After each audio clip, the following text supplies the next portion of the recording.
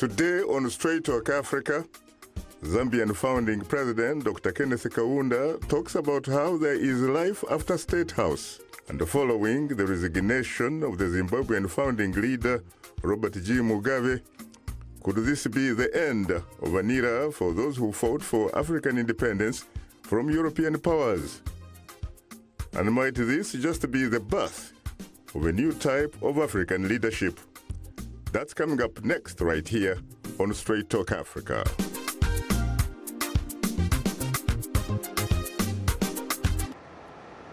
Hello, welcome to Straight Talk Africa, live from the Voice of America studios here in Washington. I am Shaka Ssali. Hello, Shaka, and hello to all our viewers and listeners on the continent and elsewhere. I'm Ian Bior, your social media reporter. Today, is it the end of an era to the role played by Africa's founding fathers? We'll find out. And coming up later, our audience has weighed in on our topic through emails, Facebook, and Twitter comments. We'll reveal some of them ahead on Straight Talk Africa. In August, VOA producer and reporter Paul Ndiho and I traveled to Africa, where we paid a courtesy visit to Zambia's founding president, Dr. Kenneth Kaunda. He served as the first president and prime minister of independent Zambia from 1964 to 1991. I asked the former president what he had been up to since he retired. He shared with us his thoughts on retirement and the role played by Africa's founding fathers. President Kaunda is retired, but certainly not tired. He is involved with many charities and a staunch activist in the fight against HIV/AIDS. What many probably don't know and probably may not know is that in his spare time, the 93-year-old jogs and plays the piano. Zambia has, of course, busy even after retirement. I have been able to perform in many different ways. For example, I've visited a number of provinces. I've visited districts to see exactly what is taking place in the way of development. And I find the situation heartening, I must say, truly heartening.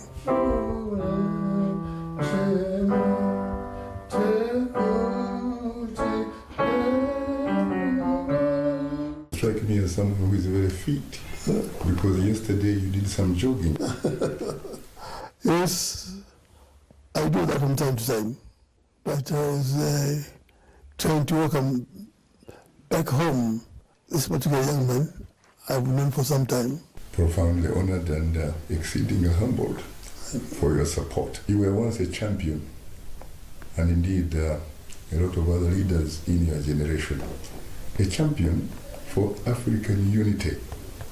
Can you briefly walk us through the journey for African unity from your point of view? African unity is an extremely important program. I came to know President of Ghana, President of Nigeria, President of Algeria, President of Egypt, President of Sierra Leone, and locally here, President of Angola, Mozambique, Tanzania, Kenya, Uganda, South African President. Can you see his picture there? Of course, your friend, the Madiba, Nelson Mandela. Nelson Mandela. We fought for his independence, as we did it for the independence of many other countries around here. Zimbabwe, Mugabe there today. All these leaders, through African unity, are known. And all those around us, as I said earlier, we helped to fight for their independence. I've walked through that path in all my life. And I thank God that I was able to do that.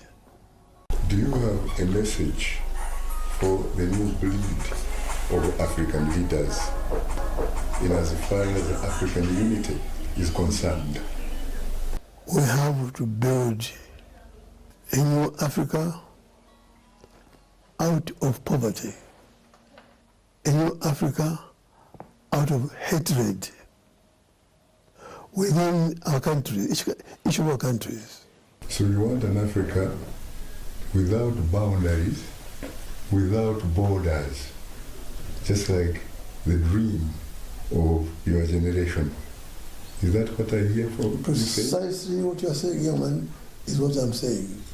We need to come together, even today, in their own homes, their own countries. Each one of our leaders is must be a non-tribal leader. Yesterday, Wednesday, when you came here, you sang a song for us. And we in fact even joined in and started singing a song that symbolized the fight against AIDS. Can you tell us a bit about your work of fighting AIDS? In the name of great Africa, we shall fight and conquer AIDS. Forward, ever, backwards, never. We shall fight and conquer AIDS. We shall fight and conquer AIDS. In the name of great Africa, we shall fight and conquer AIDS. Thank you very much, Mr. President. In fact, when you mention forward ever, backward never, reminds me of another African giant leader, your mentor, the Osage-fo, Dr. Kwame Nkrumah. Was he someone who inspired you? Was he a sort of role model? What was he to you? A great man, a great leader, a great man. Your friend the Madiba once said, I have retired from retirement. Therefore, do not call me. Instead, I will be the one to call you when I need you. When are you going to retire from retirement, Mr. President? It is all very well to retire from presidency and allow another human being to take over as president. But for me, as Kaunda, I stand ready to continue to serve my fellow human beings in this life for as long as I am alive. Joining us here in the VOA studio are two distinguished guests. Dr. Kenneth K. Mwenda, extraordinary professor of law, University of Pretoria in South Africa, and he's also a former Rhodes Scholar at Britain's Oxford University. Nii Akuetteh, African policy analyst and activist. Well, I have to say, frankly, that I am profoundly honored and exceedingly humbled to have the opportunity to host the two of you on Straight Talk Africa one more time. You're most welcome, Shaka. Thank you so much. Joining us from the VOA Bureau in New York is Ambassador Kintu Nyago, Ugandan Deputy Permanent Representative to the United Nations in New York. And last but not least, Dr. Sishuwa, a political historian at the University of Zambia and former Rhodes Scholar himself at Britain's Oxford University. He joins us via telephone link-up from the Zambian capital, Lusaka. Ambassador Nyago and Sishuwa, it's always a pleasure, of course, having you on Straight Talk Africa. Thank you, Shaka. Thank you for having me, Shaka. You're most welcome. Well, I have to say frankly that I am especially privileged to have the four of you really reflecting, for example, at a very, very important man in Lusaka. a man who probably has seen it all. Your reaction? Kenneth? Yeah, I think it was good to see you, Shaka, there with Dr. Kaunda, first president and founding president of Zambia. I mean, he is a great leader that Africa has seen in the last century, no doubt. I think of the other senior statesmen that I can think of, it's Kwame Nkrumah, Nelson Mandela. Those sort of match up to his stature. Of course, Mandela was a bigger person. What about Nyerere too, in Tanzania. Yeah, we've had some secretaries. But what we are seeing lately, of course, but what we are seeing lately, I'm trying to draw a contrast between the founding presidents and the new generation of leaders. It's a bit disappointing. There are not many good stories across the continent to tell. Again, there are mixed feelings. If you look at, for example, some countries I will not want to mention, but people from some of those countries will tell you different stories about their leader. But you know, international foreign relations, person projects a different image. So there are mixed feelings, but we don't have sort of a unanimous consensus to say like this is Nkrumah. Of course, the Ghanaians themselves, if you talk to Ghanaians, there were some who were anti-Nkrumah his domestic policies. Correct, not all correct, that. correct. But at the international level, Nkrumah stood tall. Kaunda stood tall. There's no question about it.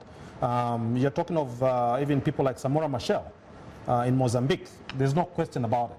Where there was... What about Robert Mugabe? Mugabe started pretty well in the initial phases of his presidency, but things kind of dwindled down.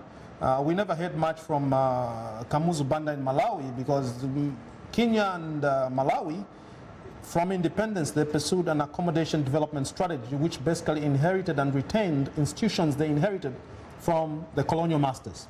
The American would probably call it, they adopted a policy of a sort of constructive engagement? Precisely.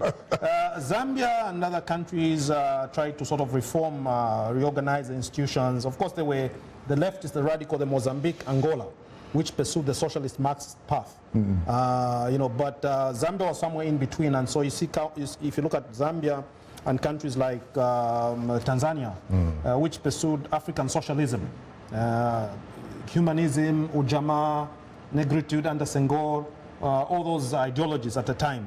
So the 80s were a very exciting moment. Right. I was at undergraduate University of Zambia, and so I was a student when President Kaunda was in power. Very interesting. Now, talking about being at the University of Zambia, of course, one of our guests is Dr. Sishuwa, who happens to be a political historian at that same important institution.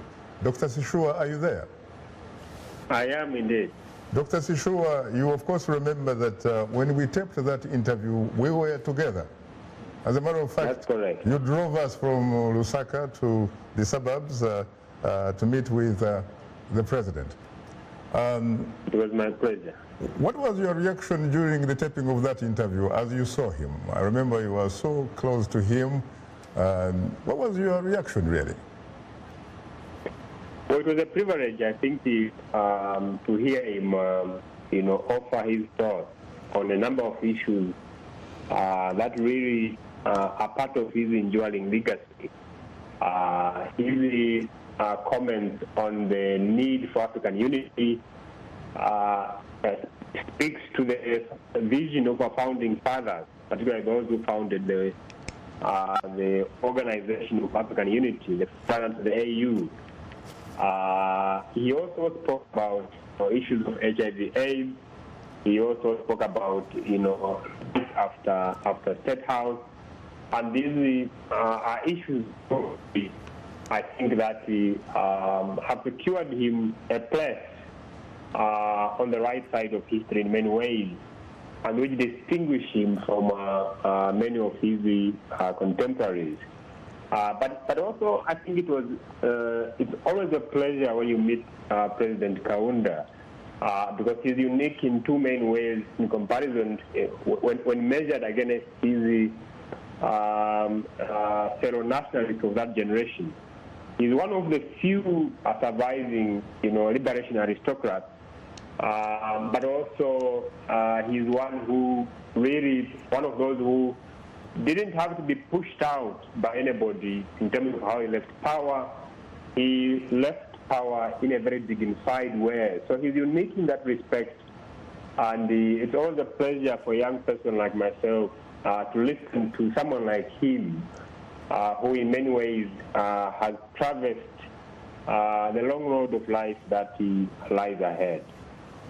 How did he become so resilient? A man who was very, very badly defeated by Frederick Chiluba back in 1991 in a huge landslide, you remember. And this man had the courage, despite being an incumbent African president, to concede defeat with grace. At the time, obviously, he didn't seem to be popular, especially if you look at the polls, which were obviously credible. But he has since turned around his image, and he is the darling, really, of the Republic of Zambia. Well, he's a darling more than he's a darling of Zambia, but he's also a darling of Africa. And I think that in many ways, time has rehabilitated President Kaunda. When he left power, in 1991, he wasn't as popular or revered as he is now.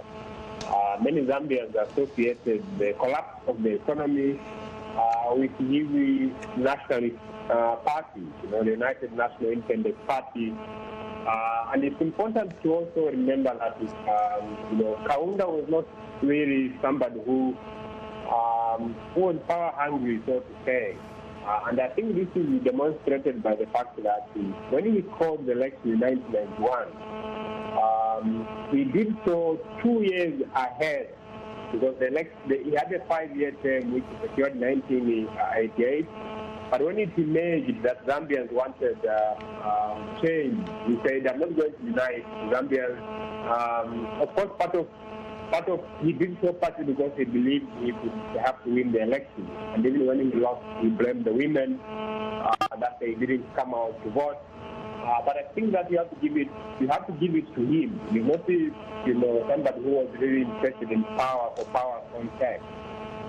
He's the self-restraint, he's the judgment, in relation to power, has been exemplary. But what has helped him, I think, in terms of reinventing himself, are a number of factors. The manner, of course, in which he left power, the dignified way in which he considered defeat and allowed the smooth handover of power, is an enduring legacy that I think has meant that successive Zambian leaders have had to lead to that democratic tradition. But also, his successors, in my view, have not done much in terms of the development agenda. So many Zambians now look back to the Kaunda years as the dividend period in terms of independence. And the failure, I think, by his successors has highlighted his positive record when he was in power. His first years in office saw most of the major infrastructure development that Zambia has there. The University of Zambia itself was constructed in the first years of independence.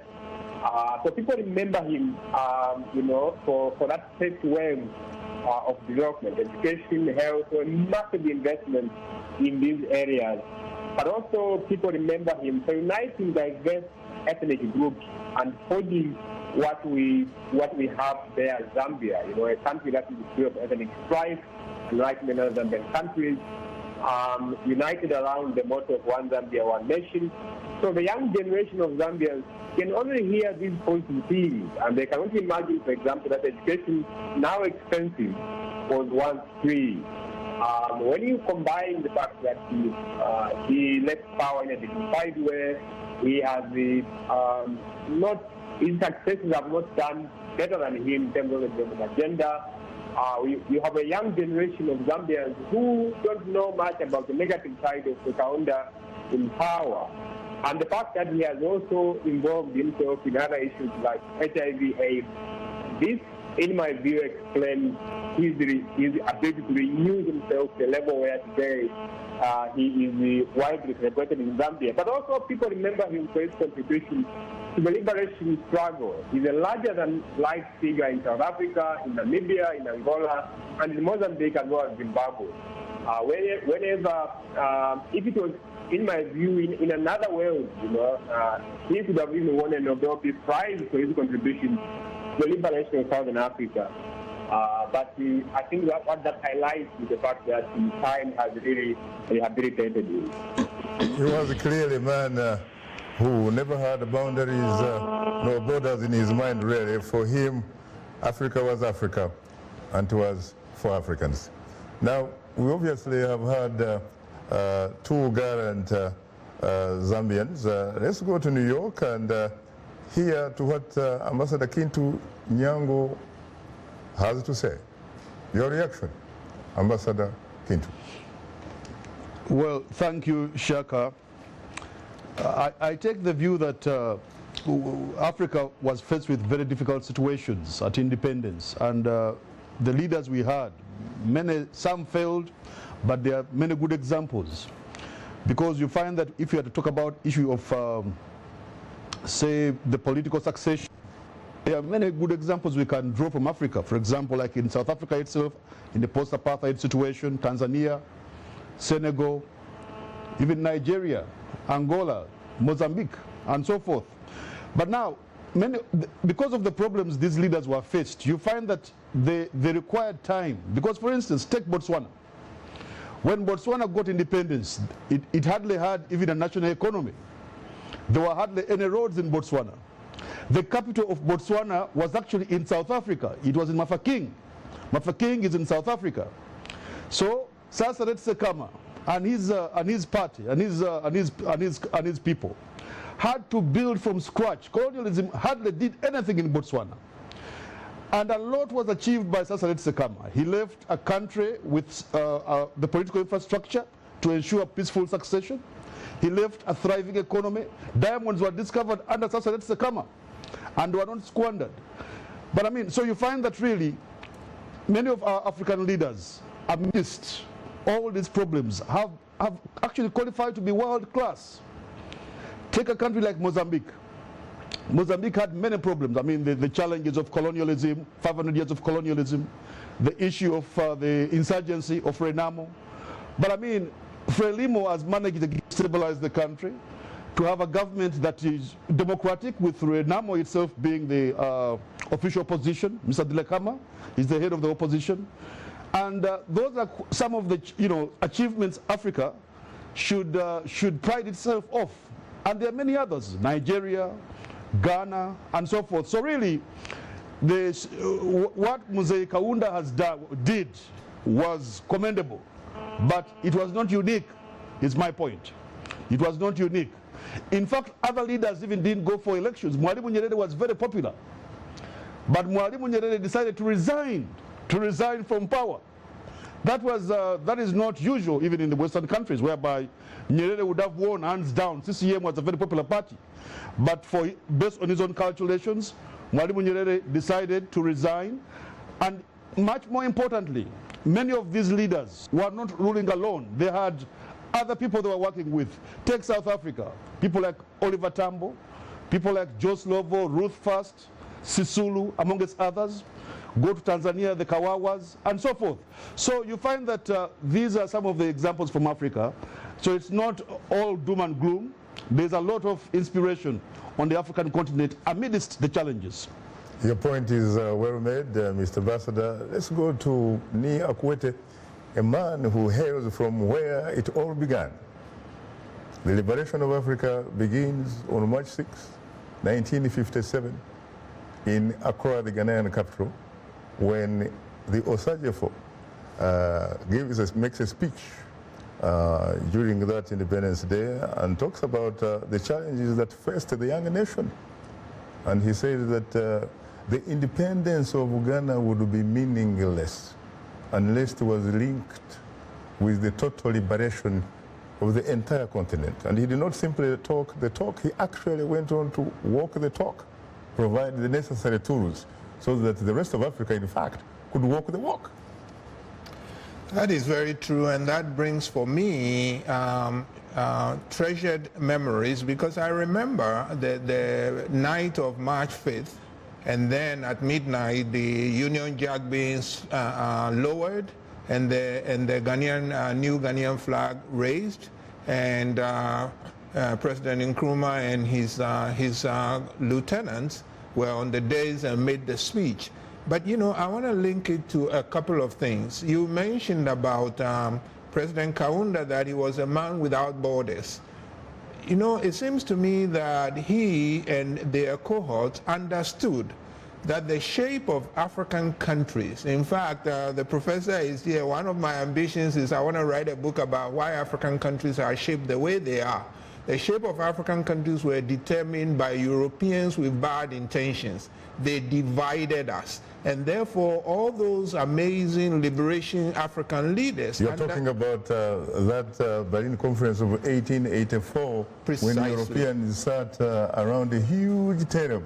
Yes. A huge table. Yes. I think it was actually Chancellor Bismarck who was chairing the day. Yes. That is true. With not a single African representation or even observer. The Americans, in fact, were observers. Precisely. And our liberation leaders understood that we were divided to keep us weak. And therefore, their number one job was to get rid of colonialism. The second job was to unite us. So they don't see themselves, Kaunda does not see Zambians as different from Zimbabweans or South Africans or Ghanaians or Senegalese. And Nkrumah saw the same thing, which is why he stressed that it doesn't make sense for Ghana, comparatively small, to say we are independent regardless of what else happens across the continent. I think that is so important. They see themselves and their continent as one and one people.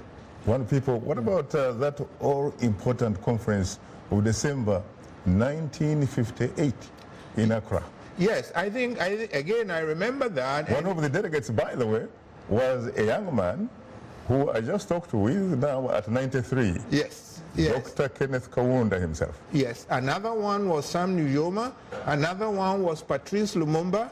I mean, it was a privilege growing up in Accra at the time, because it's like every week some important movers and shakers, young, inspiring Africans we were should coming mention, through of course, Africans.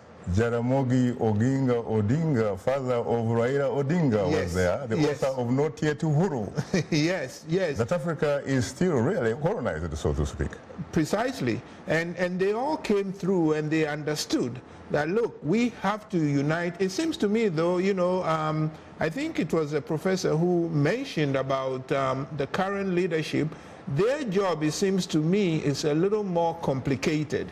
The fight that the liberation leaders had was difficult, but it was clear. We were being governed against our wishes. We were being told we weren't good enough to handle our own affairs. We were being colonized and settled, and they wanted to free us. Right now, I think we are still under a number of systems that are not good for us, but it is very complicated, and I think that the outside world has also become more sophisticated. They are better at buying and co-opting leaders. We should say, by the way, that, of course, there were several other people who were part of the delegation of 1958. We're talking about a man called Dr. Hastings Kamuzu Banda himself. Yes, he lived in Ghana, and since we also, you know, by the way, thanks for having us. I think this is a great program, and since it's marking the getting off the stage of Mr. Mugabe, both Mr. Mugabe and Dr. Banda lived in Ghana, lived in Accra, came under the influence of Dr. Nkrumah, but they went very separate ways. You know, Dr. Banda, when he took over in Malawi, as has been said, he was pretty much an accommodationist, especially in the fight against apartheid in South Africa. Whereas Mr. Mugabe was seen and is still seen, including by me, as a liberator, as one who freed his country, as one who took back the land. And if I might add, of course, I mean, there are divided opinions about him. I happen to think that we must not forget the war that the West waged against him because he took back the land. I think it was right to take back stolen property, especially when the West had promised they would give him money to buy it back, and that money did not come. But from the point of view of the West, that made him a devil. The money was actually flowing. It was discontinued by Tony Blair, yes. A man from Oxford like you, by the way, Professor. Now, the thing is, we talked, of course, about the delegates that attended and benefited out of that all-important conference in Accra. Yes. You had people like Holden Roberto. Yes. A man who later, of course, becomes one of the big three in Angola. Right, right. Then, of course, you know, I have to say, frankly, for selfish reasons, that one of the key organizers, besides George Padmore, Dr. W.E.B. Du Bois, yes. was a young Ugandan man named John Kare from Chisoro in southwestern Uganda, whose son is currently the Inspector General of the Uganda Police, General Kale Kehura. You know, I have to confess, I did not know that fact. In my defense, I'll say there were so many young stars milling around Accra. You know, Malcolm X came Tomboya came. Yes, a lot. And I was seeing it with a child's eyes, but it was an exciting time to be in Ghana. And I think it affects you forever. My excuse as being an activist at my age is that you have to forgive me because you have to look at how I grew up. Nii Akuetteh, unfortunately, time happens not to be your best ally. You are tuned into Straight Talk Africa.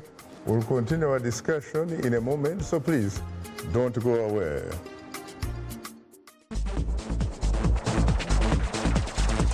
We are able to touch on things that are important to people on an everyday basis. We hope that our viewers are getting inspired when they watch our show. They're getting a view of the world from a different perspective, things that perhaps are not in their immediate vicinity. Today, I could put in on the show something that is a little different, a little unique, and this gives me that, inspiration to come to work. Today's youth are not just the next generation of African leaders, they are today's leaders. And this is the time to invest in them, today, not tomorrow. So let's connect, let's engage with each other on issues that will transform our societies. Innovation, leadership, entrepreneurship, things that you're doing to move the continent forward, to make you the greatest generation that Africa has known. It's Up Front every Wednesday, 1730 UTC, right here on The Voice of America.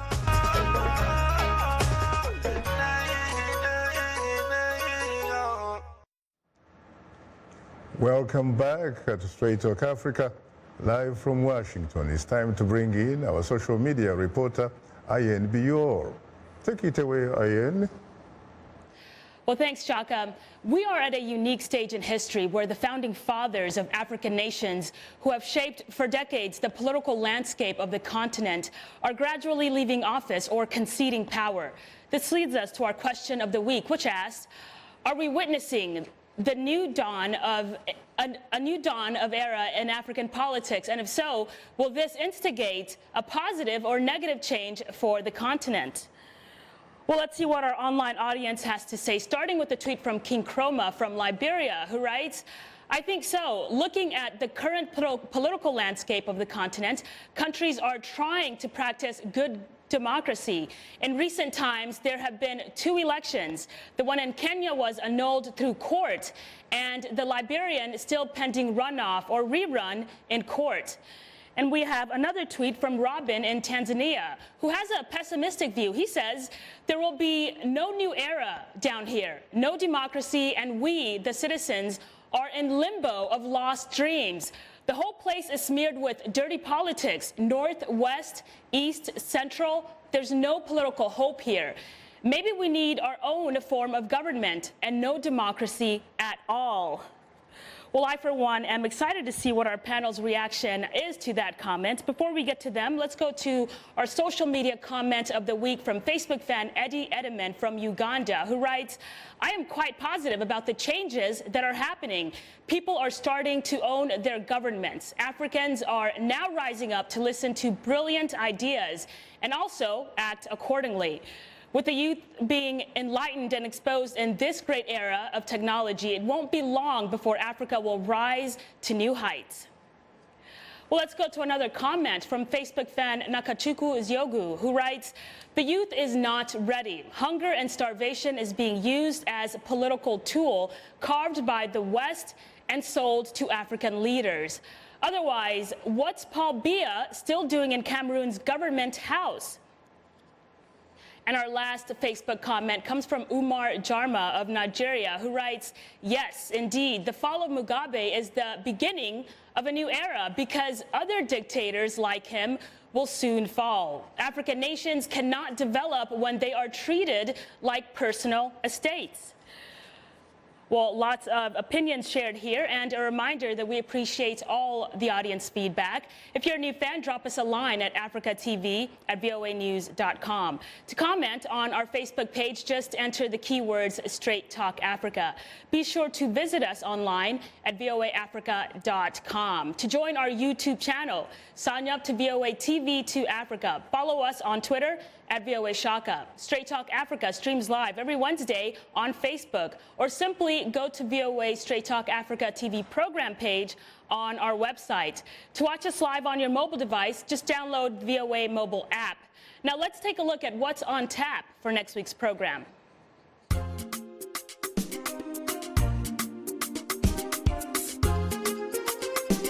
Next, on Straight Talk Africa, we'll reflect on the major events that shaped the political landscape of the continent in 2017 and look at the continued struggle for social and economic justice of the average African in 2018.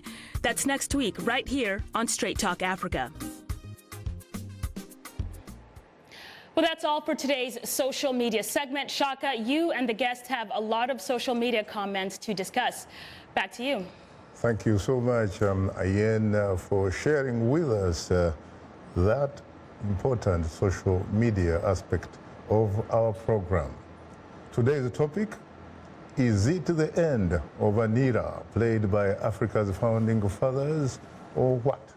Our distinguished guests are Dr. Kenneth K. Mwenda, Nii Akuetteh, Ambassador Kintu Nyago, who joins us from New York, and Dr. Sishuwa, who joins us from Lusaka. Gentlemen, I wish, of course, we were a little bit gender sensitive. We tried to get a female, really, guest, but unfortunately, we were not able to get one. But I hope that you don't have to worry about that, because I know that you are very, very objective people, and you can obviously talk on behalf of all of us. So once again, I have to say frankly that I'm profoundly honored and exceedingly humbled to have the opportunity to host the four of you on Straight Talk Africa. Thanks for having us. You're most welcome. Now, you know, let's talk about, Kenneth, what do the new breed of African leaders, what are they supposed really to learn from people like the founding fathers? What is it that they are not doing, especially given that we know that there is a saying that the intellectual balance of power has been shifting in our favor? Thank you so much, Shaka. First of all, a little footnote. The conference in Accra, there's one name, I think, which deserves to be mentioned. That is Amilcar Cabral yes. from Guinea. Yes. Cabral was there. Yes, indeed. I have a lot of respect for a lot of his writings, his development of Marxist-Leninist literature.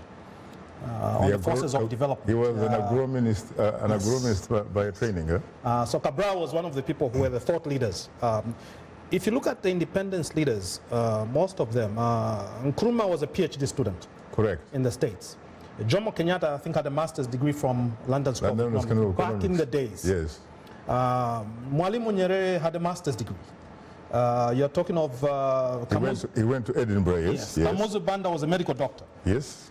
So you can actually see the caliber of these guys. You're talking of the 60s. Yes, and at of that course, time. And of course, alongside people like George Padmore. Precisely.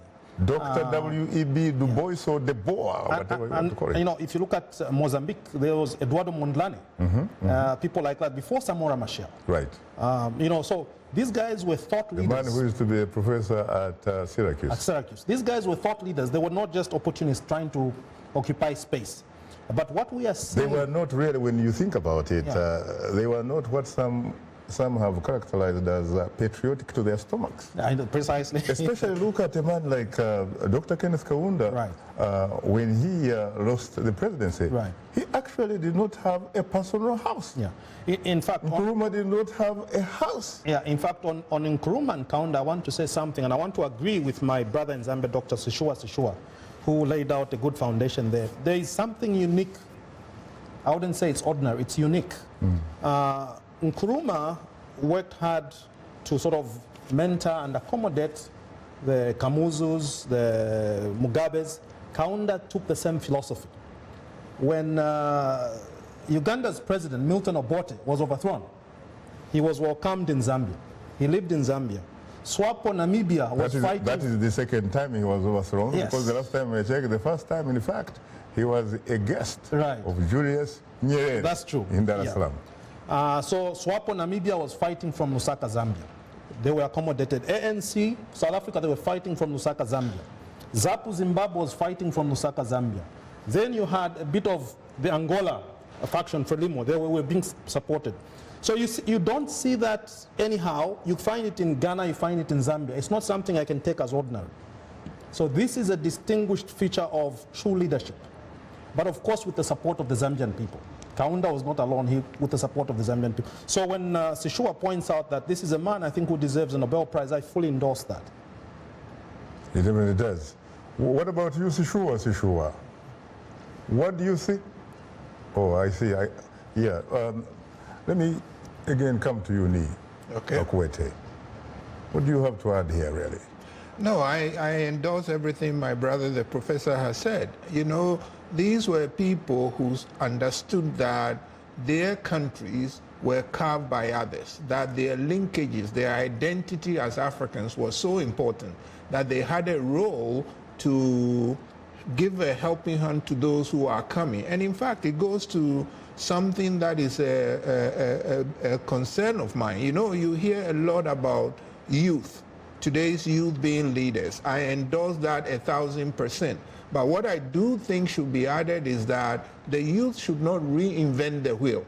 Okay, Zambian politicians up and coming should be talking to Dr. Kaunda, should be studying what he did. Even something you think was a mistake, if you know what the mistake is, you will not repeat it. So I think that what we must emphasize in looking at our future, in looking at the youth, in looking at young people. I mean, Africa's population now is a young population, and they have energy and they want to get their hands on power and move forward. I endorse that, but I'm saying learn what those who came before have done, where they succeeded, where they had difficulties, and in particular, I will say learn their wariness and distrust of the so-called international community. Because those are the people who colonized us, those are the people who are now operating neocolonialism and neoliberalism. That is what I will add. We need to learn from the wisdom of the elders. Otherwise,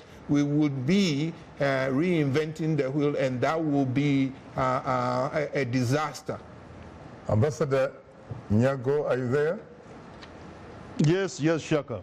Yeah, you know as well as I do that it is a fact that the intellectual balance of power has actually been shifting in our favor. We can now go pretty much to any university in the world.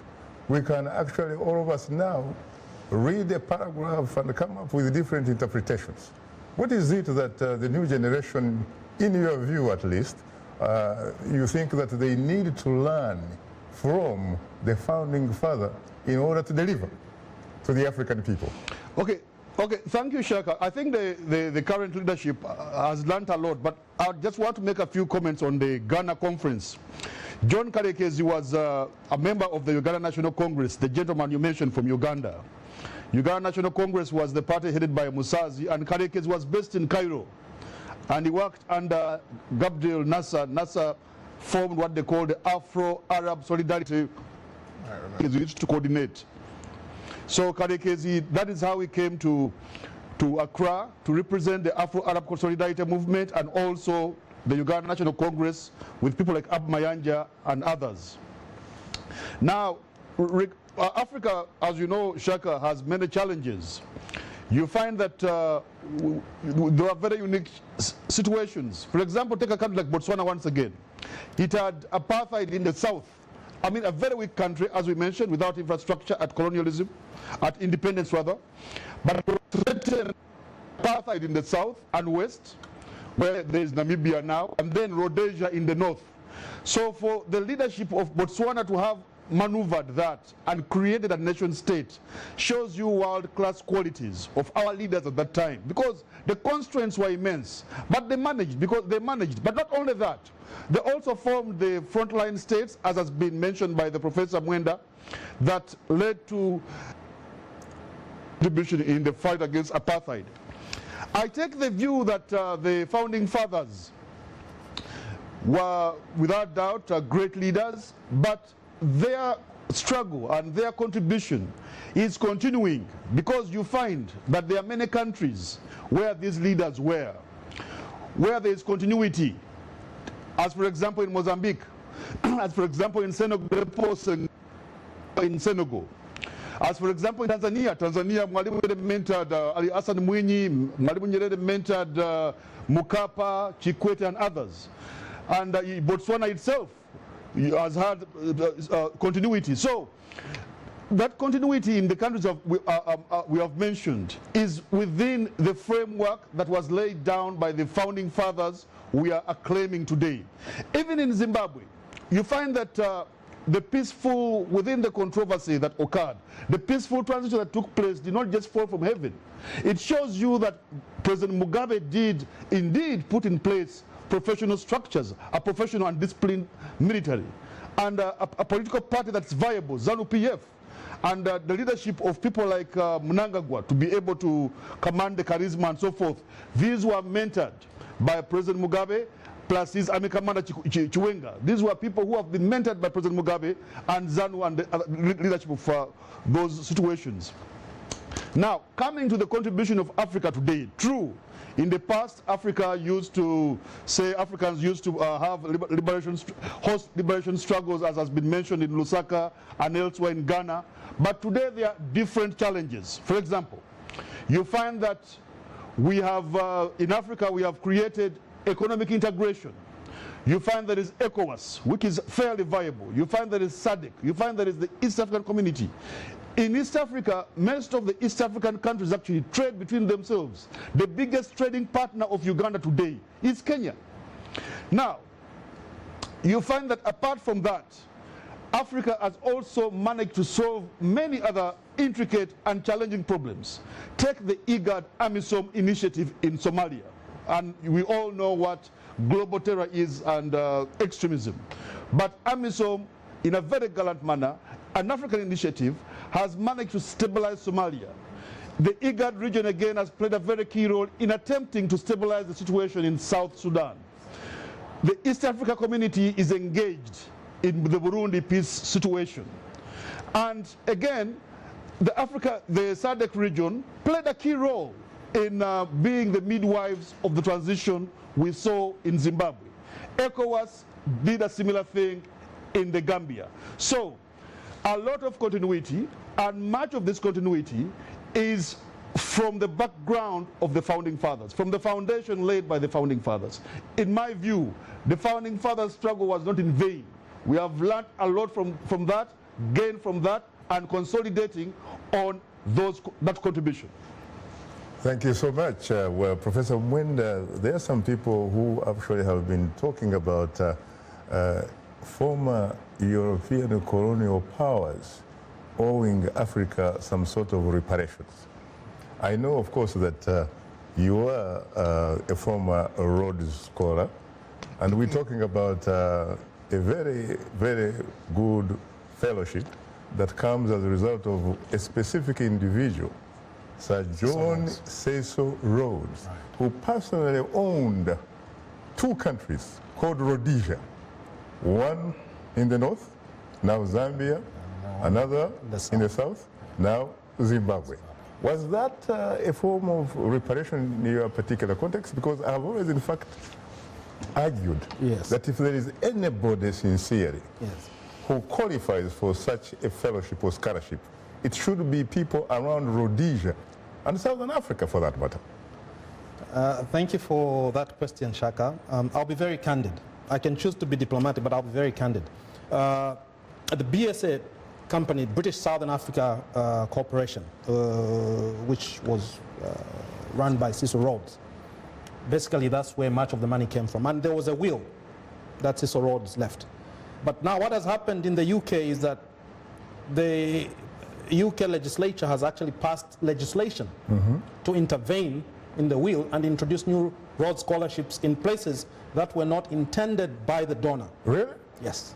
I thought that at one time they had combined Rhodes scholarship with Madiba himself, Mandela. The actual will of Cecil Rhodes did not include some of the countries that are now receiving Rhodes scholarships. What about the Americans? The Americans have always been there. I see. It was part of the will. But other countries, for example, Germany, and all these other countries, they were not there. But it's through the EU, and, you know, this is African money. Yeah, exactly. African blood money. It's now an act of parliament. So, you know, there's been that intervention. Now, these are legal arguments. We can choose another day. It's a long battle for that. But we are seeing now new Rhodes scholars in, you know, from the EU coming in and so forth in Oxford. But that's a different debate. Now, the issue of reparations. From an international law point of view, it's a very difficult one because even the African Americans have spoken about reparation slavery. You need... The Caribbean. Yeah, and the Caribbean. If you think of Haiti, for example, Haiti is still paying the French. Got independence in 1804. Exactly. You know, can you imagine? As poor as Haiti is, they have to go through that. So it's a very difficult one. Much of it actually moves out of the legal arena. It becomes a political issue. You know, you need to lobby a lot. And the Francophone... And I think Haiti now is a member, in fact, of the African Union, isn't it? I mean, African and Francophone countries have been very lucky in the sense that French often sits behind the agenda that they are pushing. France is always there. But for the Anglophones, once we got independence, we are on our own. We are, you know, the English will not sit behind you. The British won't push for you. But the Francophone move as a bloc. You know, so those are some of the challenges that we are facing. So, and I move as a bloc for whose benefit? Of course, that's... Shaka, if you forgive me, yes, I was itching to jump in because I think one contrarian view is that actually the former Anglophone countries being on their own, not having the support of the former colonial masters, I sleep better at night because what the former colonial masters will do in supporting you, I am extremely and totally suspicious of that. And I think another form of reparation, I'm reminded of this, if you forgive me, in the recent headlines, we have the issue of African migrants trying to get to Europe, being enslaved in Libya, dying in the Mediterranean. And I keep saying the reason is the Europeans have a clear policy. No Africans here. They don't want Africans coming in there. And when you look at their 500-year history of colonial, it's not possible, but they could have had a better policy of allowing a few Africans in, given the fact that people like Cecil Rhodes went to South Africa, he was the prime minister, as you mentioned, his influence. Cape Province. Yes, and then he took over basically. Right, the way he took over those two countries. Territory. Yes. I mean, the record of Europeans, the Anglo-Boer War, right, in Africa is long and sordid. And I actually think that it is a failure of today's European leaders that yes, they have xenophobia, they have right-wing parties saying, we don't want foreigners here, but they should be telling them their own history. Europeans settled in Algeria from A to Z, from Algeria to Zimbabwe to Zambia. Algeria was, at least according to the French, an overseas territory of province, basically. When we talk about reparations by African Americans in this country, the United States, and in the Caribbean, we are talking of people of African descent. How did they get here? They got here through the slave trade, which was very much a European enterprise. Europeans put together investment, built ships, filled it with guns, took it to Africa, encouraged Africans to fight and capture people so they can bring them here. The stuff that Europeans have done against Africa is long and sordid and 500 years, and therefore the least is that they will allow a few Africans to come in there who want to work, who don't even like winter. So they want to work a little bit and go back home, and yes, they do owe reparations. It's true that it is difficult, but I even look at it, like the professor said, as a political issue and as a moral issue. Very interesting. Let's go to Ambassador Nyago in New York for his reaction to that. What about the issue of reparations? Well, I think it's justifiable because after World War II, when the Nazis, with all those crimes against humanity they committed, they were indeed made to pay reparations. Now Africa has suffered in terms of slavery. Slavery is not just about figures, it's about the best of our people who are taken forcefully to the diaspora, and that left a lot of social economic dislocation. All people remained behind, diseases, there was conflict that occurred because slave traders never negotiated. These were abductions, and the best of our people were taken in their millions. That phenomenon has only occurred in Africa, Shaka. There has never been that type of slavery or such organized system. Could you please sum up, because time happens not to be our best ally, Ambassador? Yes. Okay, that said, I think really the issue of reparations needs to be taken seriously and put on the table. Very interesting, very interesting. So you basically pretty much all agree, really? Yes, the only point that I can make, and I fully agree with both my learned brothers here, is that if you look at the issue of, for example, the Jewish community, their money in Switzerland, after the Holocaust and so forth, they've been able to recover that money. Right. Africans cannot recover the money that heads of state have stashed in Switzerland and so forth, because of secrecy banking laws in Switzerland. You were telling me that this story that was carried by CNN about the existence of slave trade in Libya, slavery, I mean, African slaves, someone will say they are being actually sold by their fellow African brothers, correct? No question. But you were saying that the timing of the story probably had to sort of had an effect on what was supposed to be taking place in Abidjan. Between the African Union and the European Union. And I happen to think that it embarrassed the European Union because, once again, when I look at this phenomenon, I think the number one perpetrator that we should be looking at is the European Union, because they have a lot of power, they have a lot of money, they have a closed-door policy to Africans, and I think that they need to do better. They can start, the reparations is long and complex, but they could start by saying we must allow a few Africans who want to come here and work. It can be streamlined, so long as they say nobody, and they are blocked, in effect, have a naval blockade on Libya so that the Africans are kept in Libya. That leads to the slavery. Now, in terms of Africans collaborating, it is true. But in Nazi Germany, there were Jewish people who collaborated. In France, there were French people who collaborated. That doesn't mean that the Nazis were not wrong. They were wrong. Unfortunately, again, my brother, you have to forgive me, time is not our best ally. On that note, thanks to our four distinguished guests, Dr. Kenneth K. Mwenda, Nii Akuetteh, Ambassador Kintu Nyago, and Dr. Sishuwa, who joined us earlier. Thanks to our field stations, along with our viewers and listeners. For many of our Voice of America radio affiliates, Learning English is coming up next. And tomorrow morning, it's Daybreak Africa with James Bate. On behalf of the Voice of America, thanks for tuning into Straight Talk Africa. In the meantime, get better, not bitter Africa.